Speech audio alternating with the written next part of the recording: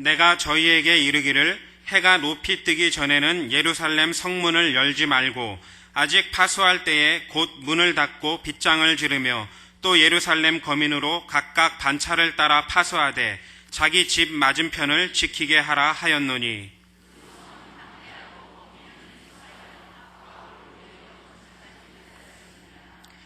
내 하나님이 내 마음을 감동하사 귀인들과 민장과 백성을 모아 그 보게대로 계수하게 하신 고로 내가 처음으로 돌아온 자의 보게를 얻었는데 거기 기록한 것을 보면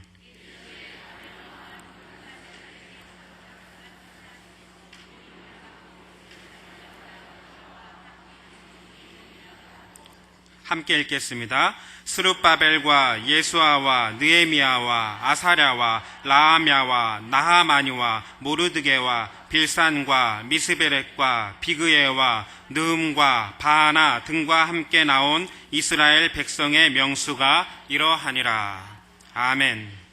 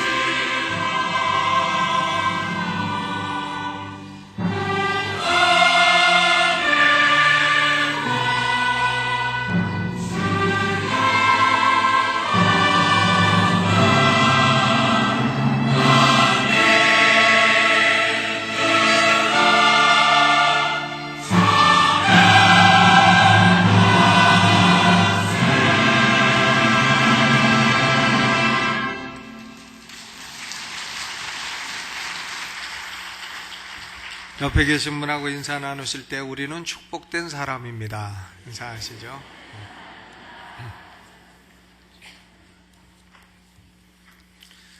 오늘은 2009년도의 마지막 예배입니다. 마지막 예배에서 느헤미야 7장의 말씀을 생각하면서 내년도에 우리가 할 목표를 잡고자 합니다. 느헤미야 7장을 중심으로 해서 전환기에 기억할 세 가지 원리라 하는 제목으로 말씀을 나누겠습니다. 느헤미야 7장은 전환을 위한 챕터입니다. 전환기입니다.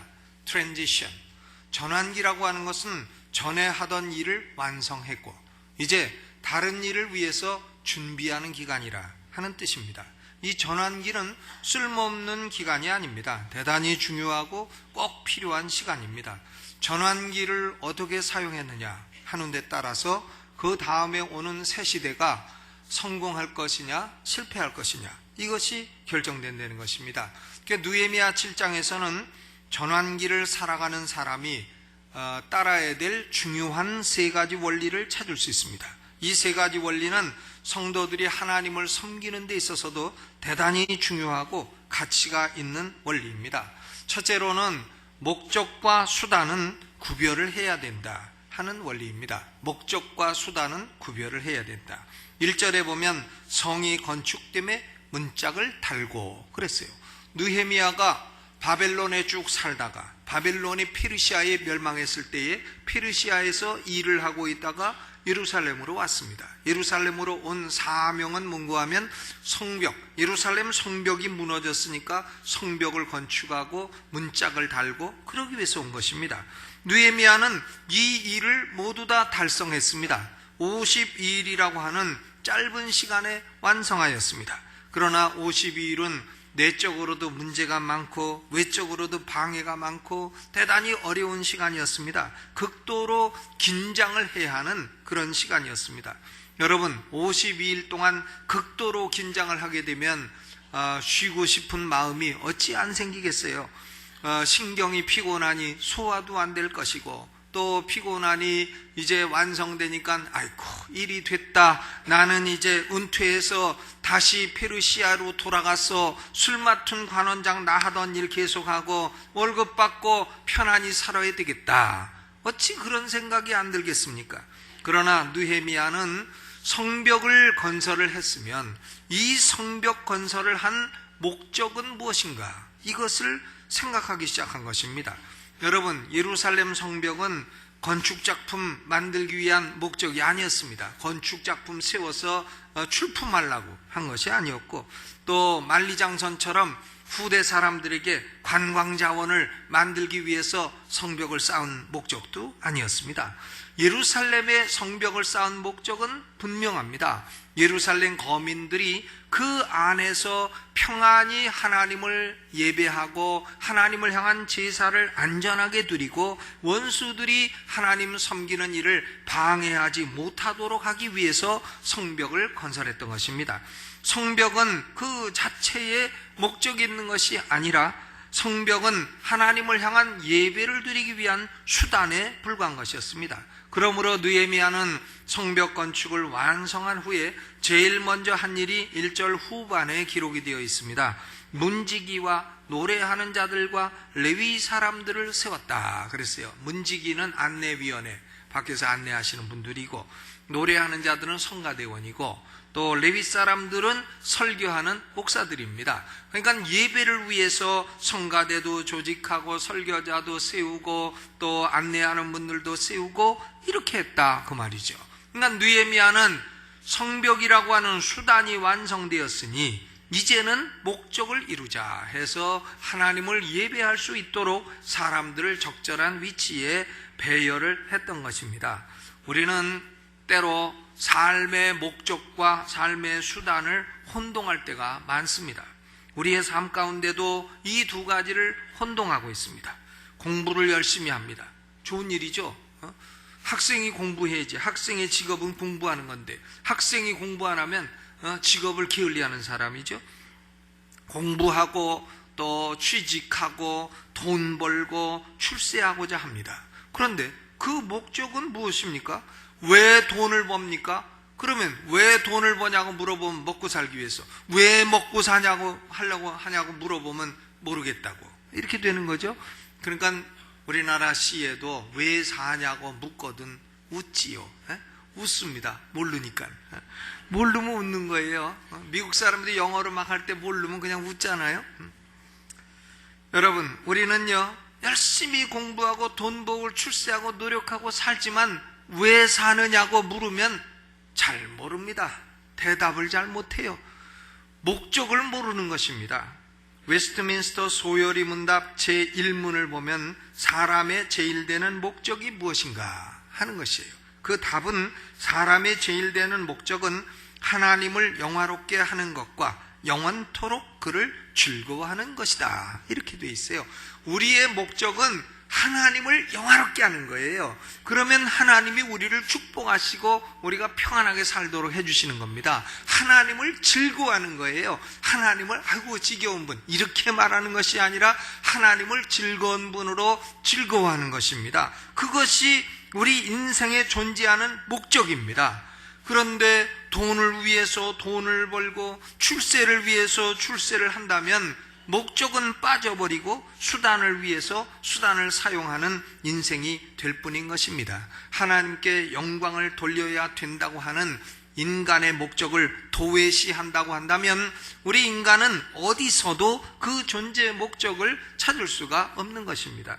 여러분, 이것은 만년필이에요. 이게 몽블랑, 요거 빌려달라 그러지 마세요. 요거는 한번 빌려가면 안 돌려주는 경향이 있어요. 아주 좋은 만년필인데, 여러분, 이 만년필의 목적은 무엇입니까? 목적은 만년필을 만든 인간한테 물어봐야 돼요. 그러면 인간이 이걸로 글을 쓰기 위함이라.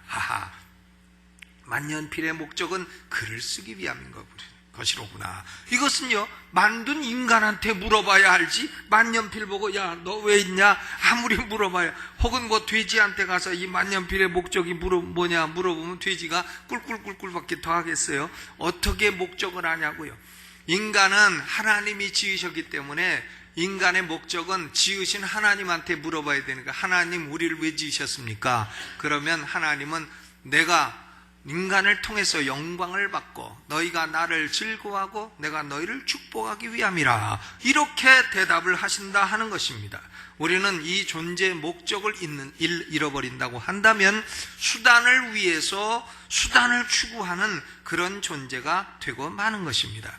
우리의 신앙생활에서도요 목적과 수단이 혼동될 수 있습니다. 은혜의 수단이란 말이 있어요. means of grace. 성경을 읽는 것, 설교를 듣는 것, 기도하는 것, 성례전에 참여하는 것, 성도와 교제하는 것, 이 모든 것들은 그 자체로 목적이 있는 것이 아니라 하나님의 은혜를 받는 수단이라는 것입니다.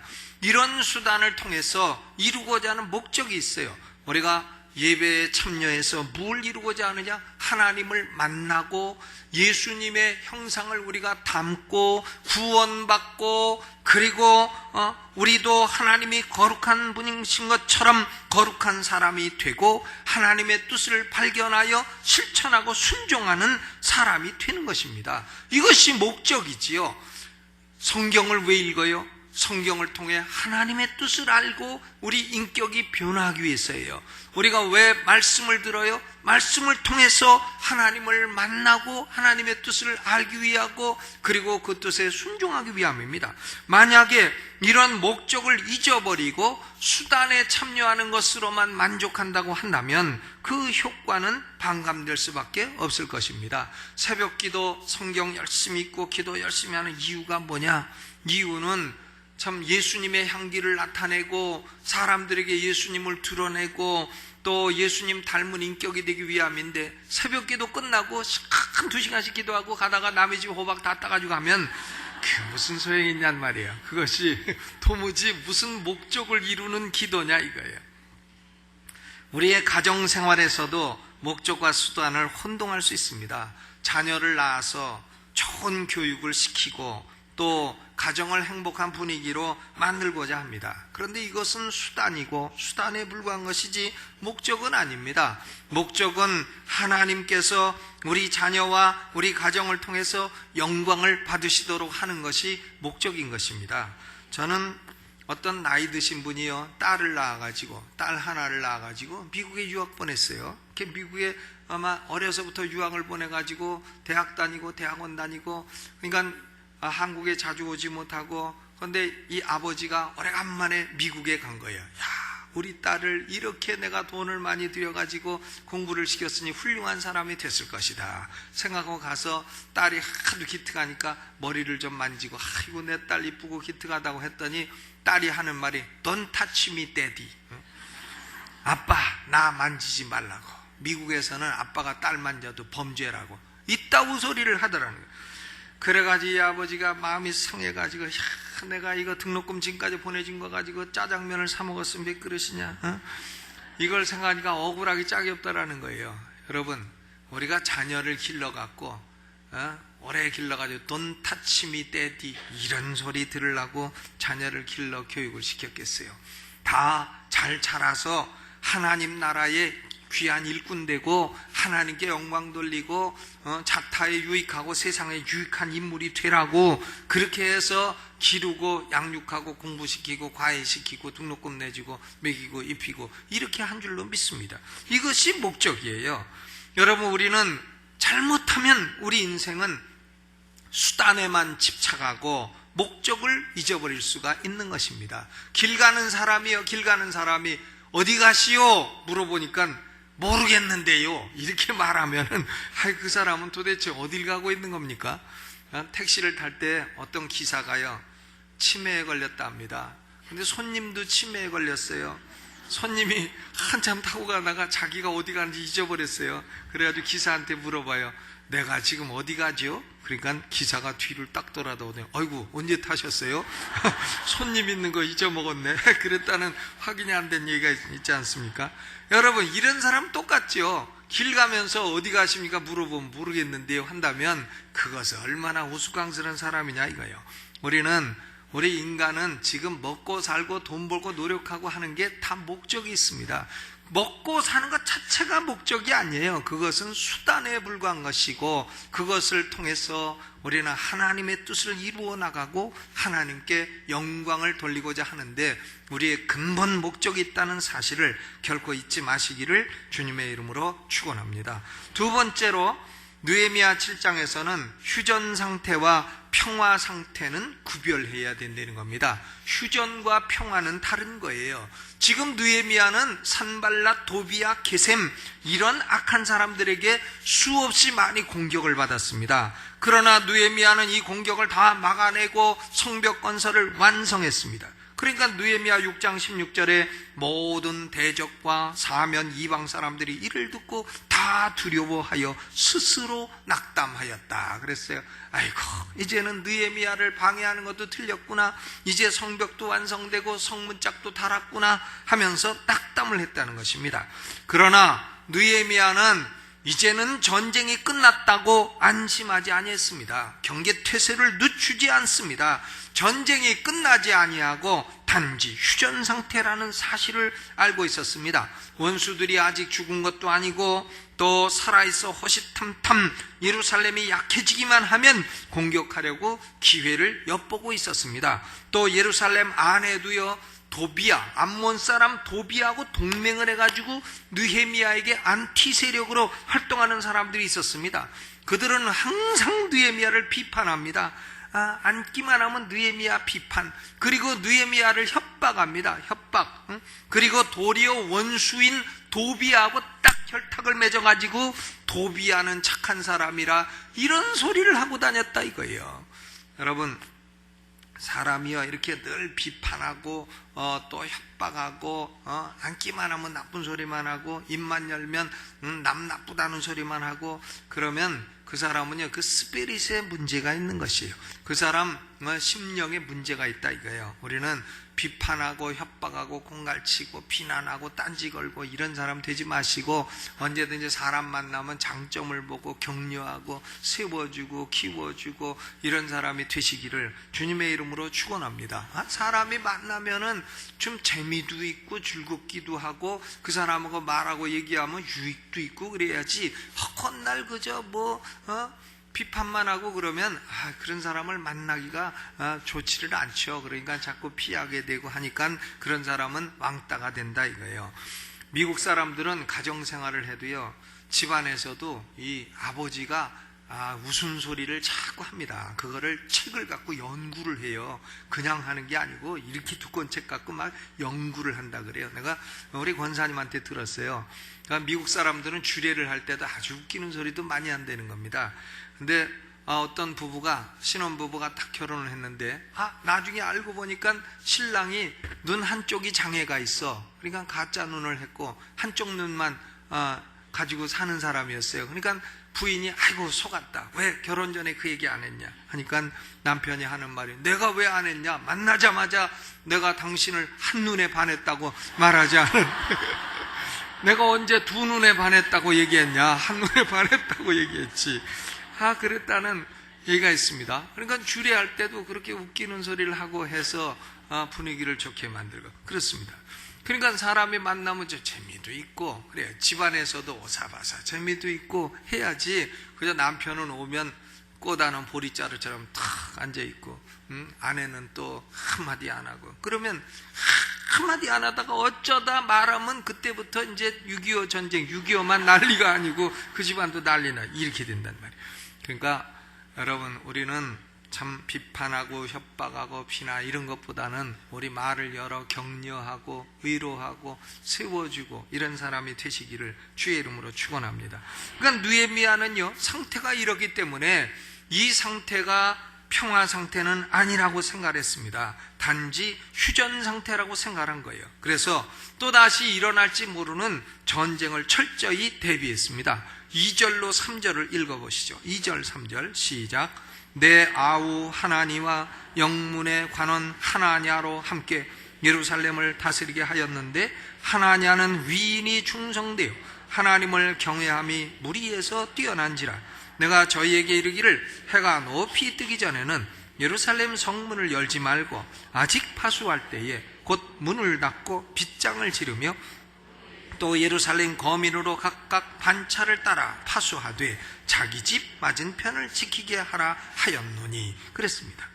여기 보면 느헤미야는요, 성벽 건설했다고 거기서 그만 주저앉은 게 아니고 자기 아우 하나니 그리고 영문 관원 하나냐, 하나냐, 하나니는 서울 사람이고 하나냐는 시골 사람이에요. 우리가 어려서 보면 시골 사람들은 와서 그랬냐 저랬냐 하는데 서울 사람들은 그랬니 저랬니 다 그런단 말이야. 그러니까 하나니는 서울 사람이고 하나냐는 시골 사람. 그런데 이 두 사람을 예루살렘 수도경비 사령부로 딱 세운단 말이에요. 하나는 동쪽 담당 수도경비 사령부, 하나는 서쪽 담당 수도경비 사령부로 딱 세워가지고 예루살렘을 딱 경비를 하게 하고, 그리고 성문을 파수하는 사람들에게 성문을 열고 닫는 수칙을 딱 얘기한단 말이죠. 밤중에는 절대 열지 마라. 그리고 낮에도 새벽에는 열지 마라. 해가 중천에 떠서 환할 때만 열어라. 열되 낮에도 평소에는 열어놓지 말고 빗장을 질러놓고 있다가 누가 문 열어달라 그러면 모니터로 꼭 확인을 하고 그 사람 얼굴 확인하고 열어줘도 되는 사람이면 열어주고 아니면 열어주지 말고 이렇게 해라. 그리고 성벽을 파수하는데도 자기 집 맞은편을 파수하게 해라.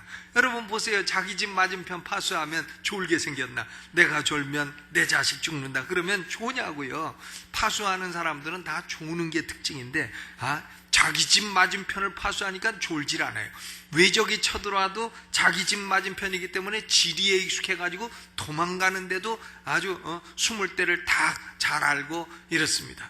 그러니까 이 느헤미야가 얼마나 주도면밀하게 예루살렘을 방비하고 지금은 평화 상태가 아니라 휴전 상태라. 단지 ceasefire, 휴전 상태이지 평화, 피스 상태가 아니라는 것을 알고 방비를 한 것을 알 수 있습니다. 여러분, 우리 대한민국이 국가적으로요, 지금은 평화 상태가 아닙니다. 지금은 휴전 상태입니다. 6.25를 지금 휴전하고 있는 거예요. 지금 평화 상태가 아닙니다. 우리 원수들이 아직도 그 세력을 유지하고 있습니다. 김일성이 죽어서 좋다 했더니 그 아들 또 이런 또 손자까지 또 나온. 여러분, 우리 내부에도 원수들과 손잡고 내부에 하는 일마다 비판하고 딴지거는 세력들이 있다 이거예요. 사람이 비판에다 합리적으로 해야지 아무거나 딴지 걸고 시비 걸고 하면 됩니까? 그런 짓을 하면 되느냐 이거예요. 저는 아이고 당신 한나라당이요? 아닙니다. 저 한나라당 아니에요. 내가 무슨 당이에요? 목사지. 그러나 나라가 하는 일이 있으면 이것은 잘못되고 저것은 잘못되고 합리적인 비판하고 토론다고 해야지 무조건 그냥 공중부양하고 비판하고 그러면 되느냐 이거예요. 여러분, 우리는 아직도 평화 상태에 이른 것처럼 방심해서는 안 됩니다. 눈을 무릅뜨고 나라를 지키고 가정을 지키고 교회를 지켜야 되겠습니다. 나라 전체가 주의하고 경계하고 방어를 해야 되겠습니다. 또 영적으로도 마찬가지입니다. 내 삶은 사단의 세력이 건드리지 않는다, 이렇게 방심해서는 안 됩니다. 사단은 원수 마귀요, 원래는 하나님의 보좌를 지키는 영광스러운 루시퍼 경호실장이었습니다. 그런데 그가 하나님의 영광을 보고 하나님을 향해 반역을 일으켰다가 천국에서 쫓겨나가지고 이 땅에 찍혀버린 존재가 됐어요. 계급장 다 떨어지고 예수님의 부활로 머리통 깨지고 이런 비참한 존재가 되었습니다만은 아직도 죽은 존재는 아닙니다. 아직도 영영이 타는 불못에 던져진 존재는 아닙니다. 24시간 돌아다니면서 우는 사자처럼 삼킬 자를 항상 찾아 돌아다닌다 그랬어요. 그래서 제가 사단한테 별명을 붙여줬어요. 이사도라. 24시간 돌아다닌다고. 이사도라. 24시간 우는 사자처럼 돌아다니며 삼킬 자를 찾는다 해서 우리는 영적으로도 항상 깨어서 방비하고 경계해야 되겠습니다. 뱀처럼 은밀하게 들어오는 악령들을 물리쳐야 되겠어요. 악령이요, 들락날락합니다. 들락날락해요. 매일 술 취하고 다니고 하는 사람들은 그 안에 악령 수십 마리 들어있는 거예요. 저는 예수 믿고 제가 예수 믿기 전에 술 많이 먹고 방탕했어요. 근데 예수 믿고 나서 첫 꿈에, 밤의 꿈에 내 속에 뱀 30마리 들어있어요. 십자가로 뱀이 쫙 쫓겨가는 그런 꿈을 꾸고 딱 깨어나가지고 그때부터 새벽 기도 나기 시작했어요. 깨보니까 새벽 4시 반이에요. 그래서 아이고, 내 속에 뱀이 이렇게 많이 들었구나 하는 거 알았습니다. 여러분, 우리에게도요, 수시로 생각 하나 잘못하고 말 한마디 잘못 들으면 뱀이 악령이 돼 살짝 들어왔다 나갔다 들락날락 하는 거예요. 그러니까 항상 경계를 잘하고 밤에는 문빗장 달고 낮에도 빗장 걸고 언제나 경계에서 승리하시기를 주님의 이름으로 축원합니다. 여러분, 성경에는요, 섰다고 생각하는 자는 넘어질까 두려워하라, 이런 말씀이 있어요. 우리는 하나님이 한순간이라도 돕지 않으면 호흡을 할 수가 없고, 하나님이 한순간이라도 돕지 않으면 우리는 서서 걸어다닐 수 없는 사람이에요. 그렇기 때문에 언제나 순간순간 하나님을 의지하고 살아가시기를 주의 이름으로 축원합니다. 지금은 평화 상태가 아니에요. 천국 가야 평화 상태예요. 지금은 휴전 상태 혹은 전시 상태입니다. 그러니까 우리는 항상 경계하고 방어하시기를 바랍니다. 세 번째로, 제일 중요한 것인데요, 명예와 책임은 구별되어야 한다. honor와 responsibility는 구별되어야 한다 하는 겁니다. 성경을 보면 느헤미야 7장 6절 이하, 6절부터 73절까지는 에스라서 2장의 내용과 완전히 동일해요. 에스라서 2장과 동일합니다. 약간의 차이가 있는 이유는 느헤미야가 사람들에게 돌아다녀 사본을 얻었기 때문에 그런 것입니다. 이 명단은 주전 538년에 예루살렘으로 귀환한 1차 귀환한 사람들의 명단 42,360명이에요. 그런데 왜 성경에 동일한 명단이 에스라서 2장과 느헤미야 7장에 두 번 기록되었을까? 느헤미야가 실수로 우연히 그렇게 한 것일까? 아닙니다. 5절을 보게 되면 내 하나님이 내 마음을 감동하사 귀인들과 민정아 백성들을 모아 그 보게대로 계수하게 하셨다 그랬습니다. 하나님이 시키셨어요. 하나님이 야 느헤미야야, 너는 예루살렘으로 귀환한 사람들의 명단을 가지고 와서 다시 기록해라고 시키신 것입니다. 그러면 왜 동일한 명단을 에스라 2장과 느헤미야 7장에 기록을 했느냐? 성경 필사하는 사람 피곤하게. 그것은 이유가 있습니다. 성경은 동일한 게 기록돼도 이유가 있는 거예요. 목적이 다릅니다. 에스라서 2장에서는 하나님이 그들의 이름에 명예를 주기 위함입니다. 그들은 바벨론에 살던 사람들이에요. 바벨론에 200만 유대인이 있었는데 예루살렘으로 돌아가라 하니까 불과 4만 명만 돌아왔어요. 4만 명만. 그러니까 200만 중에 2%에 불과합니다. 바벨론에서 집도 짓고 장사도 하고 상권도 얻고 자녀 교육도 시키고 인간관계도 맺고 했는데 그것을 다 버리고 800마일이나 되는 먼 길을 불평 없이 걸어서 예루살렘으로 온 사람들이에요. 신앙의 용사들입니다. 그리고는 와서 성전을 짓기 위해서 자신의 가진 모든 예물을 다 드린 사람들이에요. 그러니까 하나님이 이들은 위대한 사람들이다, 이들의 이름을 영원히 성경에 기록해서 기념해라, 이들은 명예스러운 사람들이다 해서 에스라 2장에서는 Hall of Fame, 이 이름을 명예스럽게 빛나기 위해서 기록을 한 것입니다. 그런데 느헤미야 7장에서는 왜 또 기록했느냐? 목적이 다릅니다. 이제는 그들에게 책임을 주시고자 하는 겁니다. 신앙이 좋다는 명예를 얻었으나 그동안에 성전도 제대로 지어지지 아니하고 성벽도 없고 하니까 신앙생활을 제대로 할 수 없었어요. 그런데 이제는 성전도 지어지고 수룹바벨 성전, 그리고 성벽도 완성되고 했으니 핑계댈 일이 없습니다. 이제는 명예에 맞는 책임을 다하라는 거예요. 느헤미야는 이스라엘 백성에게 세 가지 책임을 부여하고 있습니다. 첫째로는 예루살렘을 다시 하나님의 백성으로 채우라는 거예요. Repopulate Jerusalem. 예루살렘을 다시 하나님의 백성으로 채워라. 7장 4절에 보니까 그 성은 광대하고 거민은 희소하다 그랬잖아요. 성벽을 지어놓고 보니까 예루살렘이 땅이 넓어요. 넓은데 사람들이 뜨문뜨문 거민이 희소하다 하니까 느헤미야는 명단을 얻어서 예루살렘으로 돌아올 사람들 다시 돌아와서 살아라, 예루살렘을 다시 채워라, 다시 채워라, 그런 목적으로 이 명단을 기록한 거예요. 두 번째로는 예루살렘을 채워서 하나님을 향한 열정과 헌신과 예배를 다시 부흥시켜라. 리바이벌이 목적이에요.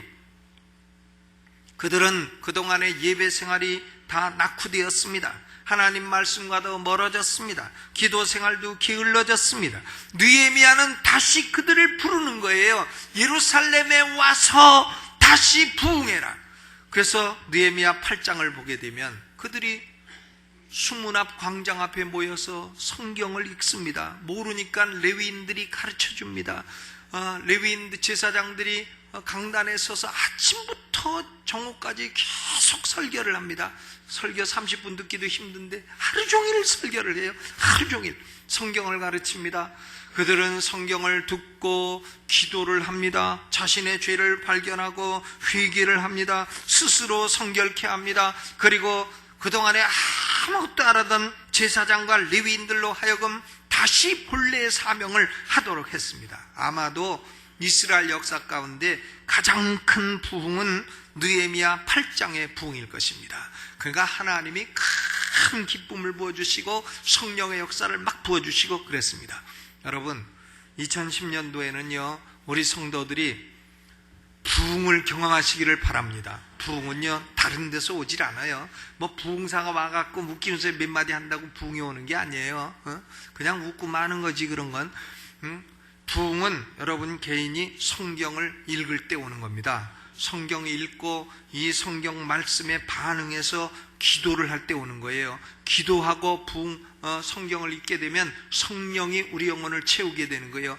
기독교는 그냥 말로만 하는 게 아니에요. 영의 역사이죠. 성령이 우리 영혼을 채우시는 겁니다. 우리 영혼을 채우게 되면 우리 영혼에 기쁨이 넘치게 되고 성령의 역사를 보게 되고 눈에 보이지 아니하는 하나님의 운행하심을 경험하게 된다 이거예요. 그러게 되면 우리는 알게 되면 하나님이 진실로 계시도다.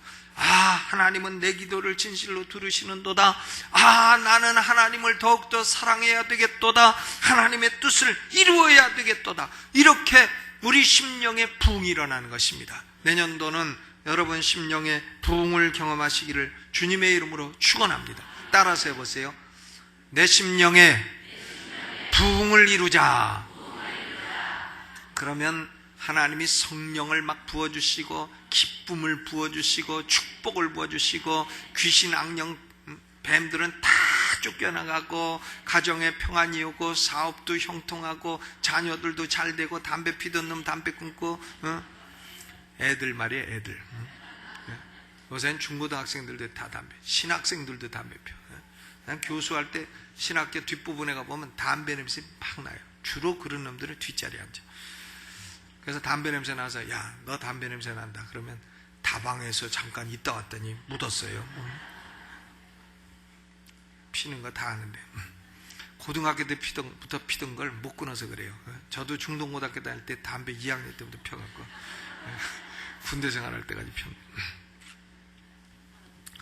여러분, 그러므로 우리는요 다시 하나님의 집을 채우고 우리 심령에 부흥할 필요가 있습니다. 그리고 세 번째로는 이제 예루살렘에 와서 예루살렘이 사람이 많이 들어올 수 있는 장소로 회복하라는 거예요. 회복하라. 7장 4절에 그 성은 광대하고 거민은 희소하여 가옥을 오히려 건축하지 못하였음이니라. 그러니까 느헤미야는 그들의 명단을 가지고 다 연락을 해가지고 예루살렘에 와서 야 여기다가 집도 짓고 아파트도 짓고 여기다가 학교도 세우고 여기다가 이발소도 만들고 미용실도 만들고 호텔도 짓고 여기다가 학교도 만들고 관공서도 만들고 또 레스토랑도 만들고 다 라면집도 만들고 구수집도 만들고 칼국수집 또 보신탕집 다 만들어라.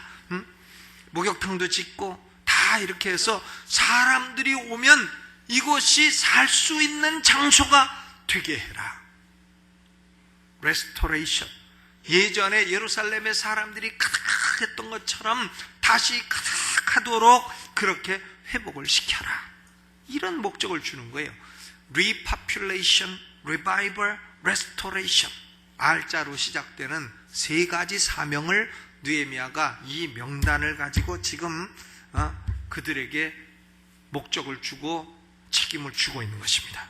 사랑하는 성도 여러분, 우리는요 명예가 있습니다. 목사라는 명예, 장로라는 명예, 권사, 집사 명예가 있어요. 명예를 갖는 것도 중요합니다만은 명예에 맞는 책임을 다하는 것이 더 중요한 줄로 믿으시기를 주의 이름으로 축원합니다. 집사라고 해도 기도 한마디 안 하고 권사라고 해도 전도 한마디 안 하고 전도는 김순희 권사님이 하는 거예요. 이렇게 생각하고 한다면 되겠냐 이거예요. 또 장로, 목사 돼가지고 심령의 부흥을 경험치 못하고 한다면 되겠느냐 이것입니다. 그러므로 우리는 명예가 있어요. 이제 명예에 맞는 책임을 다하는 것이 중요합니다. 저는 내년도 교회표를 오늘 이 책임 세 가지. 첫째, 하나님의 집을 채우자.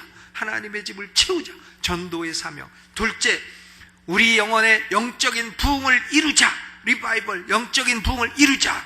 그리고 셋째, 사람들이 몰려올 수 있도록 이 강남중앙침례교회를 사람들이 와서 여기서 예배할 수 있도록 준비하자. 준비. 사람들이요 10,000명이 와가지고 여기 예배드릴 장소 없어 돌아가고 주차할 장소 없어 돌아가면은 10,000명이 어떻게 예배드리냐고요. 그러니까 와서 주차 공간도 만들고 성경 공부할 공간도 만들고 예배할 공간도 만들어 줘야죠. 새 성전도 지어야 됩니다. 그러므로 2010년도에는 명예나 권리보다도 하나님 나라의 나의 책임은 무엇인가를 생각하고 실천하시기를 주님의 이름으로 축원합니다. 어떤 분들은 교회가 예배당 크게 진다 막 비판해요. 그런데요, 그러면 절이 크게 져야 되겠습니까? 술집을 크게 져야 되겠습니까?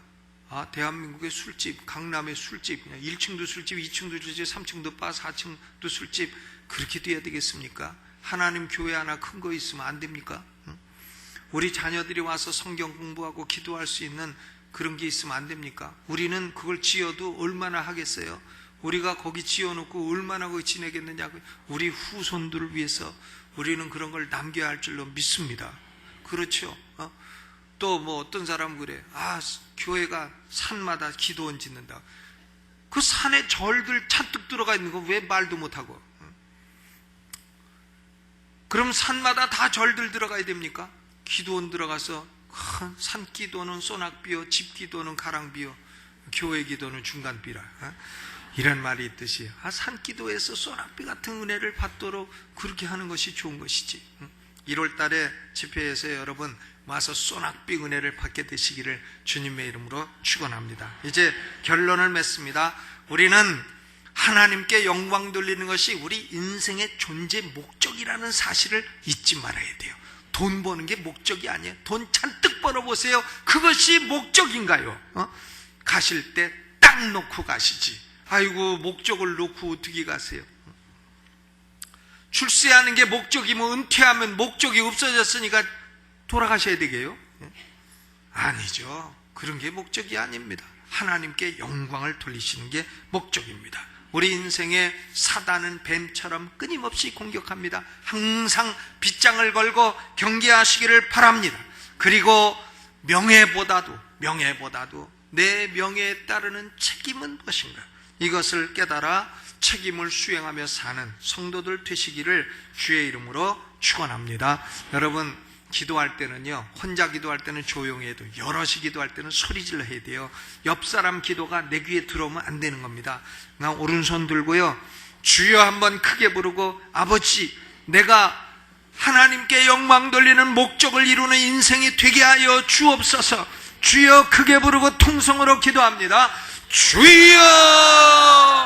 하나님 아버지, 우리의 목적은 하나님께 영광을 돌리고 하나님을 영원히 즐거워하는 것이라 하였습니다. 하나님 아버지, 우리는 지금도 영적으로 전투 상태에 있습니다. 항상 경계하게 하여 주시고 우리에게 아름다운 명예를 주셨으니 이제는 이 명예에 걸맞는 책임을 다하며 사는 성도들이 되게 하여 주옵소서. 이제 하나님의 집을 채우게 하시고 우리의 심령에 성령의 부흥을 경험하게 하여 주옵시고, 수많은 성도들, 우리의 자손들이 몰려와 마음껏 예배하고 말씀을 공부하고 신앙이 성장할 수 있는 터전을 회복할 수 있도록 하나님 축복하여 주옵소서. 오늘 하나님의 영이 우리 가운데 임하여 주시사 우리 영혼을 만져주시고 우리 영혼에 하나님의 성령이 강한 은총으로 역사하여 주옵소서. 예수님 이름으로 기도하옵나이다. 아멘.